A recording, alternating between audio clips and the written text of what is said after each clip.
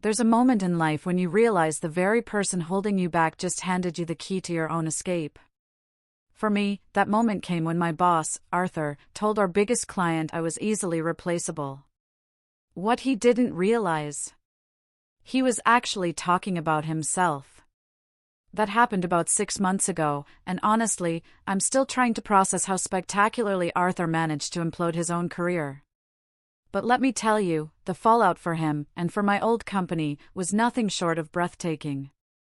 It's a small industry, the one I work in, industrial coatings and adhesives for aerospace and medical devices.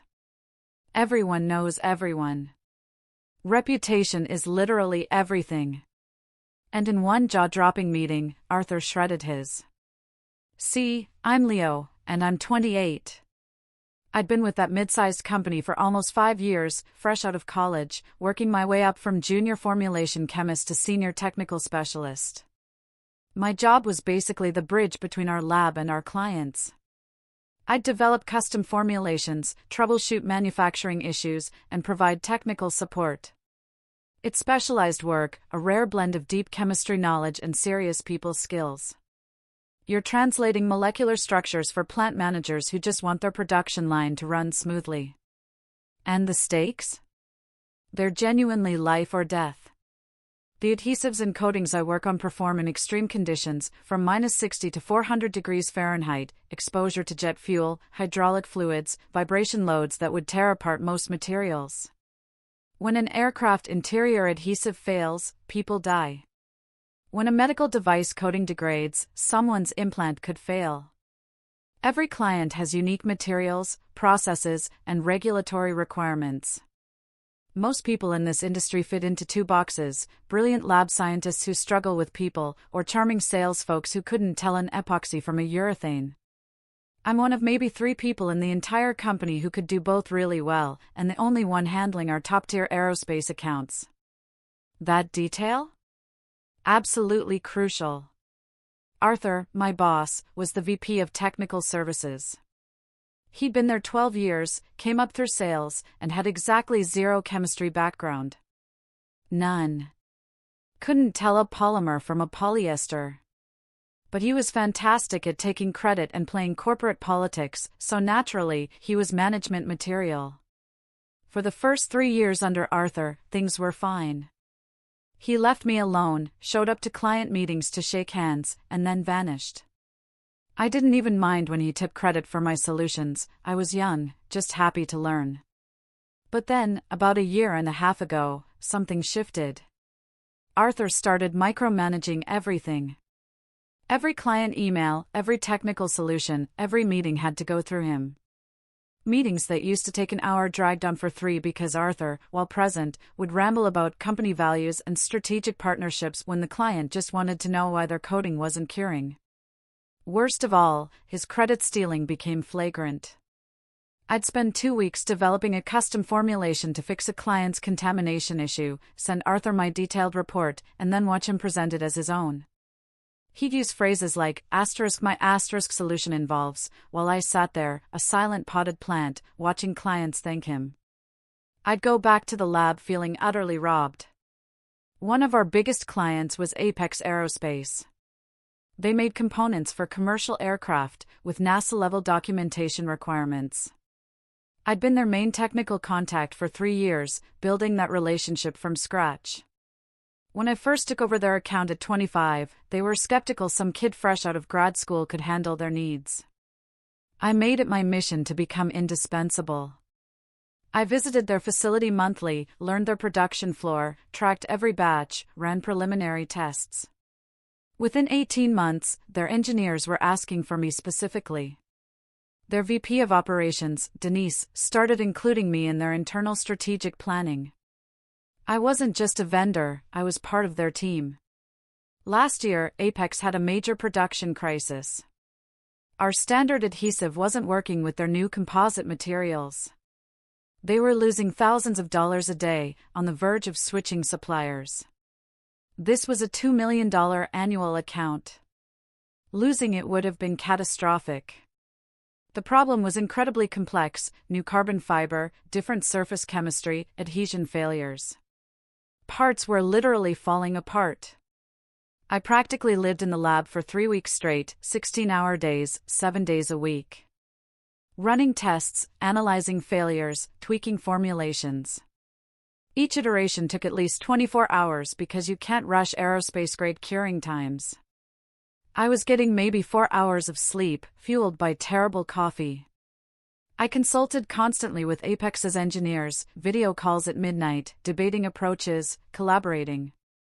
On day 19, I cracked it. The new formulation was 15% stronger and cut their cure time by 10 minutes per part. When I sent Denise the results at 2 a.m., she called within 20 minutes. She told me most suppliers would have given up after a week. You just pulled off something I wasn't sure could be done. Apex's launch happened on schedule. Everything worked perfectly. Arthur, of course, presented the solution to Apex's executive team like he'd personally invented it. He took full credit, received a congratulatory email from our CEO, and even submitted my work for an Industry Innovation Award under his name. The presentation was almost painful. Arthur stood there with my slides, my data, explaining the solution using terminology he clearly didn't understand. At one point, Apex's head of engineering asked a detailed question about curing kinetics, and Arthur literally turned to me and said, "Leo can provide those specifics," before moving on. He took credit for the strategy and vision, making it clear I was just the executor of his brilliant ideas. Watching Denise and her team's reactions was even worse. They'd worked with me for 3 weeks, seen me running tests at midnight. They knew exactly who had done the actual work. But Arthur was the VP, and I was just a senior specialist. So, they smiled politely, thanked him, and shot me these knowing looks that said, "We see what's happening here." Afterwards, our CEO sent a company-wide email celebrating Arthur's technical leadership. There was one sentence at the end thanking the technical team for their support. My 3 weeks of round-the-clock work got lumped in with everyone else who'd done nothing. It stung, not gonna lie, but I kept my mouth shut. That's what you do when you want to keep your job, right? I figured my work spoke for itself. Classic naive employee thinking. After the Apex win, I decided it was time for a raise. I'd been at the same salary for 18 months despite tripling my client load, saving our biggest account, and getting stellar client feedback. I had documentation for everything, testimonials, project success rates, revenue I'd directly generated. I went into that meeting with Arthur, prepared and confident. It lasted about 12 minutes. I presented my case. Arthur listened with a blank expression.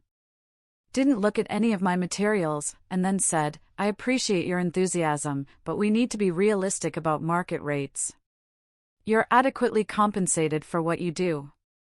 Adequately compensated.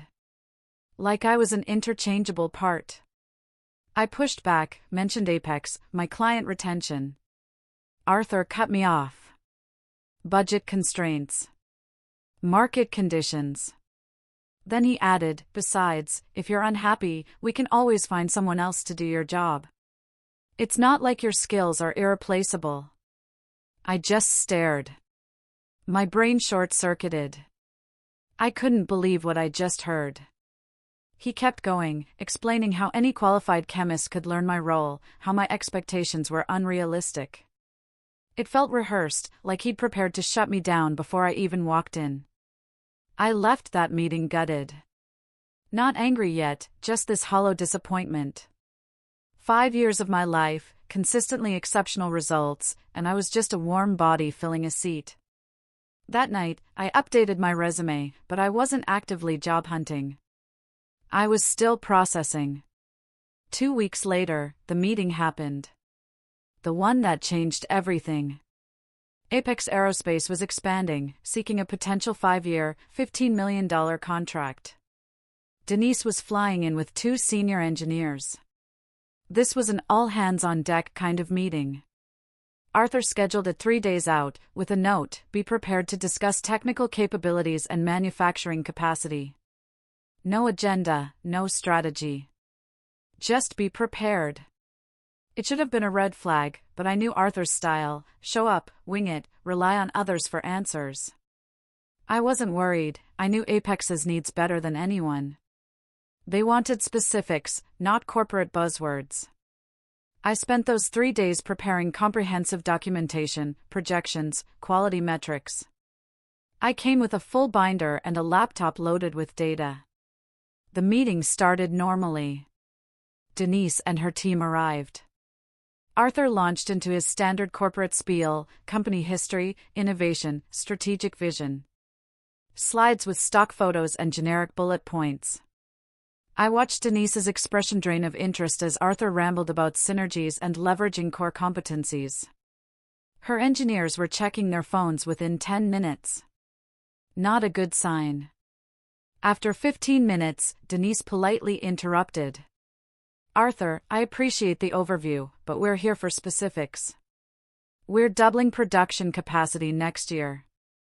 What's your current capacity for the XL7 adhesive line, and what's your timeline for increasing production? The XL7 was my custom formulation. Arthur hesitated. He knew nothing. I watched him flounder for a second before he turned to me. Why don't you handle the technical details? I started explaining our capacity, the bottlenecks, the timeline. Denise and her engineers asked detailed questions. I answered everything thoroughly. This was literally my job. I knew this product inside and out. About 30 minutes into my presentation, Denise asked about the development timeline for potential new formulations. Before I could answer, Arthur jumped in. That's actually a good transition point, he said, leaning back with a condescending smile. Denise, I want to be transparent with you. While we value our partnership, we're also managing realistic expectations about personnel. My stomach dropped. Denise looked confused. I'm not sure I understand. Arthur glanced at me, then back at Denise. What I mean is, we're committed to Apex, but we need to be practical about our team structure. Any technical specialist can handle your account with proper training. We've built robust systems so we're not dependent on any single person. The room went completely silent. Denise's engineers exchanged glances. Denise's expression shifted from confused to concerned. I'm sorry, she said slowly. Are you saying you're planning to replace your lead technical contact for our account? Oh, no, nothing like that, Arthur said quickly. Then, somehow, he made it worse. I'm just saying that if circumstances changed, we have the depth to handle it. In fact, this relates to a recent conversation where someone on my team requested a significant raise. And I had to explain that while we appreciate everyone's contributions, nobody is irreplaceable, especially in technical roles where the work is largely procedural once the initial development is complete. I actually stopped breathing. This absolute fool had just told our biggest client that I'd asked for a raise and been denied because I was easily replaceable, in front of me, in front of their entire team, during a meeting about a $15 million contract. Denise's face went from concern to absolutely stone cold in half a second. I see, she said quietly. And this person who requested a raise, would that be the person who spent 3 weeks solving our contamination crisis last year? The person who developed our custom formulation? The person who's been our primary technical contact for 3 years? Arthur somehow didn't catch the ice in her voice. Yes, that's correct. Look, I'm not diminishing anyone's contributions, but I need to run a sustainable business.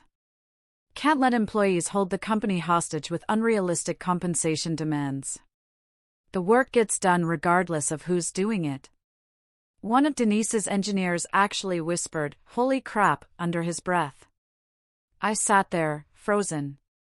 My brain was trying to process the fact that my boss had just professionally sabotaged me in front of the client while simultaneously tanking his own credibility. Denise looked directly at me. I'm sorry, I didn't catch your name at the start of the meeting. Leo, I managed to say. My voice sounded weirdly calm, considering I felt like I was having an out-of-body experience. Leo, Denise repeated. Leo, could you send me your direct contact information after this meeting? It seems like we might need to have some separate conversations about the technical aspects of this partnership. Arthur's confident smile faltered. Oh, that's not necessary, Denise. All communications should flow through me as VP to maintain consistency and proper oversight. We have protocols. Denise stood up. Just straight up stood up in the middle of the meeting. I think we're done here for today, gentlemen. Let's pack up. She looked at Arthur. We'll be reassessing our partnership requirements. We'll be in touch. The entire meeting had lasted maybe an hour, and Arthur had somehow managed to insult his senior technical specialist, alienate the company's biggest client, and expose his own incompetence, all in one spectacular, almost impressive, performance. After Apex's team left, Arthur looked at me and said, "That could have gone better. You should have prepared me for those technical questions." Then he walked out like nothing happened. I sat there for 5 solid minutes, staring at the wall. Part of me wanted to laugh. Part of me wanted to scream. Mostly, I just felt this weird, calm certainty that I'd just witnessed someone commit career suicide and take me down as collateral damage. Our operations people, Maria, who'd been with the company for 20 years, finally said, "Did he really just tell them you asked for a raise and got denied because you're replaceable?" "Yeah," I said. "Yeah, he did. In front of the client. The client who flew 6 hours to discuss a $15 million contract. That's the one." Maria put her head in her hands. "We're so screwed. That account is gone." Denise had looked ready to explode when she walked out. Maria wasn't wrong. I'd never seen Denise that coldly furious. I went back to my office and immediately sent Denise my contact information, with a professional note apologizing for the uncomfortable situation and offering to answer any technical questions. My job was probably over anyway, so what did I have to lose? If I was going down, I might as well salvage whatever professional relationships I could. She responded in less than an hour. "Leo, thank you for your email. I need to be direct with you. That meeting was one of the most unprofessional displays I've witnessed in 20 years. We've been working with your company because of you, not because of Arthur or your company's robust systems. You solved problems 2 other suppliers couldn't fix. You understand our processes. You deliver results. I'm going to have some very frank conversations with your CEO about our partnership expectations. In the meantime, would you be available for a call tomorrow morning? I'd like to discuss something." The next morning, I called Denise from my car in the company parking lot. "Leo, I'm going to be direct," she said. "Your company's executive team clearly doesn't understand your value. We do. I spent yesterday afternoon talking to our CEO and CFO, and we'd like to make you an offer. We're opening a new materials engineering division here at Apex. We need someone to lead supplier relationships, manage technical specifications, and oversee quality. Based on working with you for 3 years, we think you'd be perfect. The salary is $145,000 base, with performance bonuses that could add another $30,000, full benefits, relocation assistance, and you'd be managing a team of 4 engineers. I was making $73,000. This was literally double my salary. That's an incredible offer," I stammered, trying to keep my voice steady. "But what about my non-compete agreement?" "We've already had our legal team review it," Denise said. "Your agreement restricts you from working for direct competitors in chemical manufacturing. We're not a manufacturer. We're a customer. You'd be on the buying side, not the production side. Plus, your boss explicitly stated in front of witnesses that your work is largely procedural and that you're easily replaceable. That significantly weakens any argument that you possess protected trade secrets." I started laughing. I couldn't help it. Arthur's own words had just eliminated the one barrier that might have prevented me from taking this job. I need to think about this, I said, even though I already knew my answer. Take your time, Denise replied. But I should mention, we're also going to be reviewing our supplier relationships. That $15 million contract we were discussing? We're putting it out for competitive bid. Your current company can participate, but they're going to need to demonstrate technical capabilities without relying on you being there to make it work. The implications hit me immediately. Without me managing Apex's account, my old company would struggle. We had other chemists, sure, but none knew Apex's processes like I did, or had spent 3 years building those relationships. Arthur had told Apex I was easily replaceable, and now they were calling his bluff. I accepted Denise's offer 2 days later. I gave my standard 2 weeks' notice, just saying I'd accepted a position elsewhere. Arthur seemed annoyed but not overly concerned. He probably assumed I was going to a competitor and was already mentally preparing to enforce the non-compete. Those 2 weeks were surreal. I was still doing my job, but everyone knew something had shifted.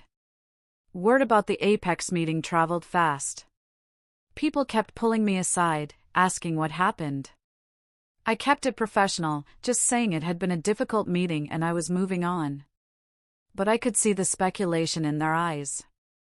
They weren't dumb. They'd seen Arthur take credit for the Apex crisis solution. They'd probably heard about my raise being denied. They could connect the dots. Arthur avoided me completely for the first week and a half. We'd pass in the hall, and he'd suddenly need to check his phone or duck into a conference room. It was pathetic. On day 12, I got called into a meeting with him and HR. The HR director, Carol, a nice enough woman, asked me all the standard questions about my experience. When she asked if there were any management issues I wanted to discuss, I just said that sometimes priorities didn't align and left it at that. Arthur sat there, looking deeply uncomfortable. When Carol asked if he had any questions, he said, "I just want to understand what we could have done differently to retain you." I looked at him for a long moment. I could have brought up the credit stealing, the micromanaging, the raise denial, the catastrophic client meeting. Instead, I just said, sometimes people outgrow their roles. I think that's what happened here. The ambiguity, whether I meant my role or his, hung in the air. Carol definitely caught it. Arthur's expression flickered between confused and irritated. Our CEO called me into his office on my third-to-last day. He looked tired. Really tired. "Leo, I need to know what happened with Apex. They've informed us they're terminating our current contract and putting future business out for competitive bid. Denise specifically requested that you not be involved in any transition activities. Do you know why they're pulling their business?" I explained the meeting, every single detail. The CEO's expression went from confused to horrified to absolutely furious. He interrupted when I got to the easily replaceable part. "In front of the client? About why we denied your raise? In front of Denise and 2 of her engineers?" "Yes, sir." The CEO put his head in his hands. "We're going to lose that account. Without you managing it. We don't have anyone who knows their systems well enough. Are you telling me Arthur destroyed a multi-million-dollar relationship to prove a point about not giving you a raise?" "I'm just telling you what happened in that meeting, sir." There was a long silence. Then the CEO asked, "Where are you going?" "I've accepted a position at Apex Aerospace. I'll be managing their supplier relationships and material specifications." He nodded slowly. "So, they hired you, and now they're going to use you to find our replacement. That's what this is." "That's not my decision, sir. They made their own choice about the relationship before they offered me the job." The CEO looked at me. "Your non-compete doesn't apply. I'm going to the customer side, not a competitor." And Arthur stated in front of witnesses that my work is procedural and non-specialized. Your own VP undermined any trade secret argument. I could literally see him calculating the legal costs versus the chances of winning. He sagged back in his chair. Arthur's meeting with HR is scheduled for tomorrow morning. This conversation is confidential, but I wanted to hear your side before making final decisions. Thank you for your honesty. I finished out my 2 weeks. Arthur avoided me completely for the last few days, which suited me fine. On my final day, I packed up, turned in my badge, and walked out of that building feeling like I'd just been released from prison. My first day at Apex was surreal. I had an actual office with a window, my own team of engineers, a budget for equipment and testing. Denise introduced me to the leadership team as their new materials engineering manager, and people actually seemed excited to work with me. The best part? About 3 weeks into my new role, Denise called me into her office. Leo, we're getting ready to finalize our new supplier contracts for the adhesive products. We've gotten bids from 6 companies, including your old employer. I need you to evaluate them purely on technical merit. Can they meet our specifications? Do they have the capacity? The quality systems? I'm not asking you to tank your old company out of spite, but I need your honest, professional assessment. I spent 2 days reviewing all 6 proposals. Technical capabilities, manufacturing capacity, quality certifications, pricing, delivery. My old company's proposal was bad. Really bad. Clearly, someone who didn't understand Apex's requirements tried to build it from generic templates. The technical specs were vague, the capacity claims overstated, the timeline unrealistic. It wasn't the worst, but it wasn't even in the top 3. I wrote up my assessment, highlighting deficiencies and ranking them objectively. My old company came in 4th out of 6. Denise reviewed my analysis and nodded. This matches what our engineering team found. We're going with supplier number 2. Can you reach out and start the contract negotiations? That afternoon, I sent an email to my old company's sales team informing them they hadn't been selected. It was professionally worded, thanked them for their proposal, and cited standard language about multiple factors. I copied Denise and our procurement team. About an hour later, my old company's CEO called Denise. She put it on speaker so I could hear. Denise, I'm calling about the supplier decision. I think there's been a misunderstanding. We've been your supplier for 8 years. Our proposal was extremely competitive. I'm confused why we're suddenly not meeting your standards. There's no misunderstanding, Denise said calmly. We evaluated all proposals on technical merit, manufacturing capability, and cost. Your proposal didn't meet our requirements. This is about Leo, isn't it? You're punishing us because one of our employees left to work for you. This is about your company's ability to meet our specifications. Leo evaluated all proposals using the same criteria, and his assessment matched our engineering team's independent review. Your proposal had significant technical deficiencies, and your capacity claims don't align with what we know about your facility capabilities. There was a pause. Let me speak with Leo directly. No, Denise said flatly. Leo works for me now. If you have questions about your proposal's deficiencies, I can have our procurement team provide specific feedback, but there's nothing to discuss regarding our decision. The contract is being awarded to another supplier. You're making a mistake. Once Leo's gone, whoever you hired isn't going to understand your systems the way our team does. Denise's expression was ice cold. You're right. That institutional knowledge is valuable. That's exactly why we hired the person who had that knowledge. Your former VP explained in front of witnesses that Leo was easily replaceable and that any qualified chemist could handle our account. We took him at his word. Turns out he was wrong about how replaceable Leo was, but by the time we figured that out, Leo was already working for us. Funny how that works. The CEO started to respond, but Denise cut him off. We're done here.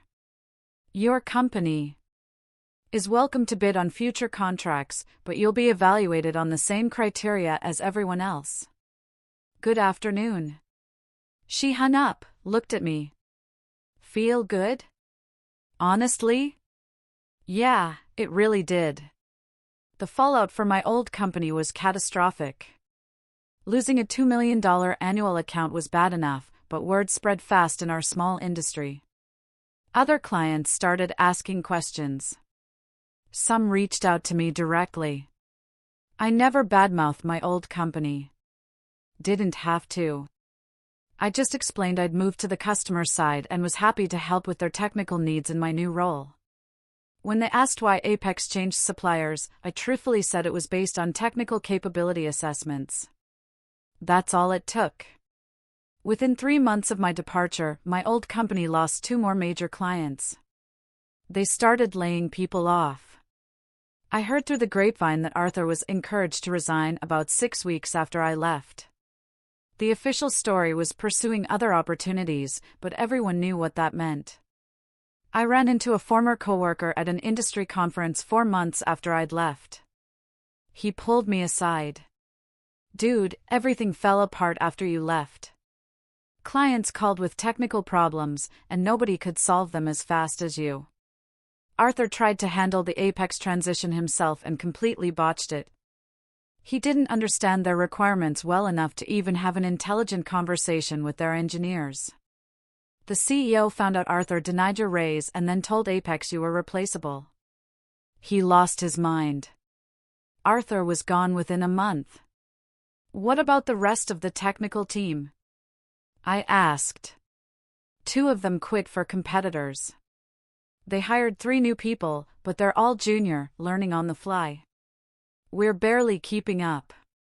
Honestly, the rumor is the company might get acquired because we can't sustain the revenue loss. I felt a weird mix of satisfaction and guilt. I hadn't set out to destroy my old company. I just wanted fair compensation and basic respect. But Arthur's ego and stunning lack of self-awareness had created a domino effect that took down the whole operation. Here's where the story gets even better. About 6 months into my role at Apex, Denise got promoted to Senior Vice President. She pulled me into her office on a Friday afternoon. "Leo, I need a new VP of Materials and Supply Chain. Someone who understands both the technical side and relationship management. Someone who's proven they can build systems and handle complex supplier relationships. You interested?" It came with another massive raise, a corner office, and a seat at the executive leadership table. I was 29 years old and running an entire division for a Fortune 500 aerospace company. I accepted. Last month, I ran into Arthur at that same industry conference where I'd talked to my former coworker. He looked rough, older, tired. I'd heard he'd been consulting but wasn't having much success because word had gotten around. He saw me, hesitated, then walked over. "Leo, congratulations on the VP role." "I heard about it." "Thanks," I said neutrally. There was this awkward silence. Then Arthur said, "Look, I know things ended badly. I may have mishandled that Apex meeting." "Arthur," I interrupted. "You told our biggest client that I was easily replaceable because you didn't want to give me a raise. You tanked a multi-million-dollar relationship to protect your ego, and you did it in front of me like I was some disposable asset instead of the person who'd been carrying that account for 3 years. He opened his mouth to respond, but I kept going. "The funny thing is, you were half right. I was replaceable to you and that company. But I wasn't replaceable to Apex. They knew the difference between someone who actually delivers results and someone who just takes credit for them. They chose the person who had the institutional knowledge and technical skills. They chose me." "I made a mistake," Arthur said quietly. "Yeah, you did. But here's the thing. It wasn't just one meeting. It was years of taking credit for other people's work, of managing up instead of supporting your team, of treating talented people like they should be grateful just to have a job. That Apex meeting was just the moment where your entire approach finally caught up to you. I could have been angrier, could have really twisted the knife, but looking at him standing there, I just felt tired. He had made his own choices and faced the consequences. Nothing I could say would make that hit harder than it already had. "Take care of yourself, Arthur," I said, and walked away. That interaction pretty much summed up the whole experience. My old boss thought I was easily replaceable because he'd never bothered to understand what I actually did or what value I brought. He confused having a title with having expertise. He thought he could treat people as interchangeable parts because he'd never built anything himself. He'd just taken credit for what other people built. And when the client he'd been taking for granted finally had enough, they didn't just switch suppliers. They hired the person who actually made the relationship work and gave him the authority to rebuild their entire supply chain. Arthur had handed them the blueprint for how to solve their problem. He just never imagined he'd be on the wrong side of it. I won't lie, I felt vindicated. Absolutely. But more than that, I felt relieved. Relieved I'd gotten out of a toxic situation. Relieved my actual skills and work ethic had been recognized. And relieved I'd landed somewhere that valued what I brought to the table. The VP role at Apex has been incredible. I've built a team of talented engineers, restructured our supplier relationships, and we're launching new products that wouldn't have been possible under the old system. Denise has been an amazing mentor, and the executive team actually listens when I present technical concerns or strategic recommendations. Last quarter, I gave a presentation to our board about supply chain optimization that saved the company $8 million annually. The CEO personally thanked me afterwards and said I was exactly the kind of technical leadership they needed. That's the difference. One place treated expertise as disposable. The other put expertise in charge. As for my old company, they got acquired by a larger chemical manufacturer about 8 months after I left. Most of the original leadership was replaced. The company still exists, but it's basically just a brand name now.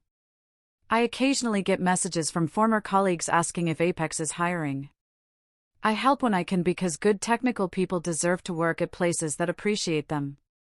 Several have joined my team, thriving in an environment where their contributions are actually recognized. So yeah, my boss called me easily replaceable in front of our biggest client to justify denying me a raise. That client replaced him with me and took their business elsewhere. Small industry, long memories, and consequences for treating people like disposable assets.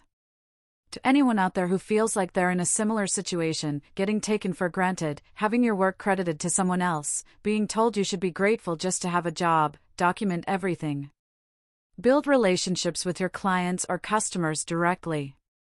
Make yourself genuinely valuable through expertise and results, not just by showing up. And when someone tells you you're easily replaceable, consider that maybe they're the one who's replaceable, and they're just too busy protecting their own position to notice the ground shifting underneath them. I'm not replaceable. Turns out that was Arthur's problem, not mine. What would you have done in my position?